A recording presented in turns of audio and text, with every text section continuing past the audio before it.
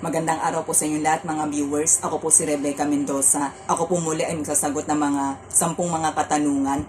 Meron po ako ditong hinandang props. Itong props na ito ay naglalaman po ng mga 10 mga katanungan. Ang gagawin ko po dito ay bubunutin ko po ito pa isa-isa. Babasahin ko po ang mga tanong at ito po ay sasagutan ko hanggang sa makumpleto ko po ang lahat ng mga 10 mga tanong na ito. Ito po ay pang 45 videos ko na po ito sa Q&A at ngayon po ay magsisimula na po ako.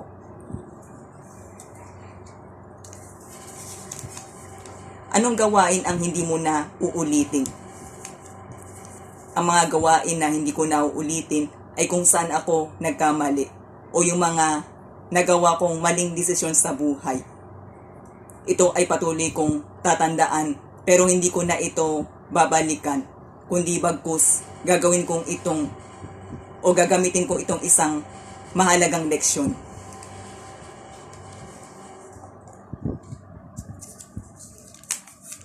Kung afford mo bang bilhin ang bagay na gusto mo, ay bibilhin mo ba ito agad? Kahit na gusto ko at afford ko bilhin ang isang bagay na gusto ko, ay isasang-alang ko pa rin kung ito ba ay kailangan ko at mapapakinabangan ko.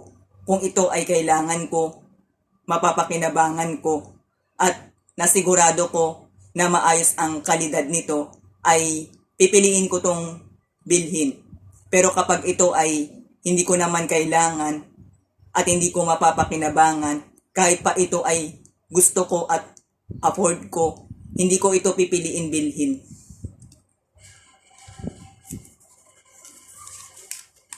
Kung ikaw ay nasa relasyon, paano ka magiging panatag?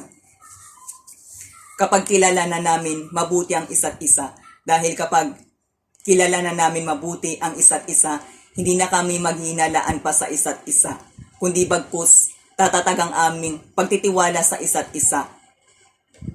Mas tatatag at tatagal ang aming pagsasama.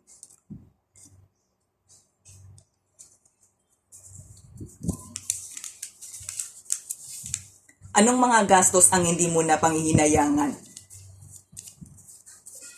Ang mga basic needs, kasama dito ang primary needs, tulad ng education at iba pang importanteng bagay na nagamit ko at napakinabangan ko. At higit sa lahat ay yung ibinigay kong tulong.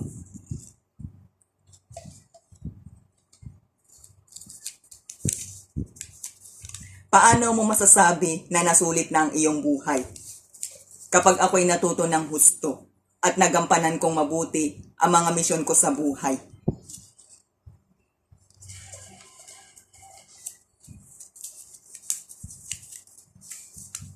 Saan o kanino ka nagtitiwala at umaasa? Sa aking mga magulang, tapat na kaibigan at higit sa lahat ay sa Diyos.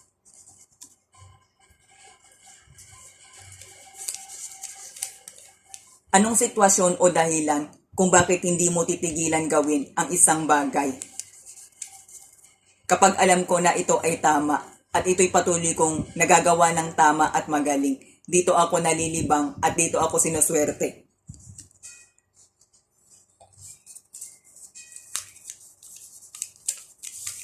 Kailan ka humihindi sa isang bagay? Kapag alam ko na ito'y mali at kapag alam ko na hindi ko ito kayang gampanan.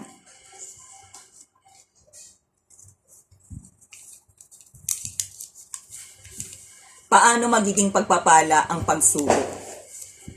Kapag pinili pa rin natin gumawa ng tama, mas pinili natin na magpakatatag at ito'y napagtagumpayan natin. At kapag ito'y napagtagumpayan natin, ay masaani tayo ng mas magandang gantimpala.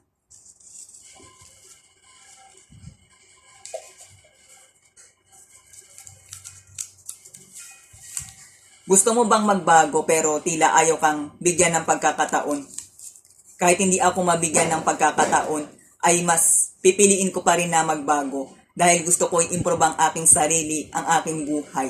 At naniniwala ako na kapag ninais kong magbago at ito'y tinuloy-tuloy ko, gaganda rin ang takbo ng aking buhay.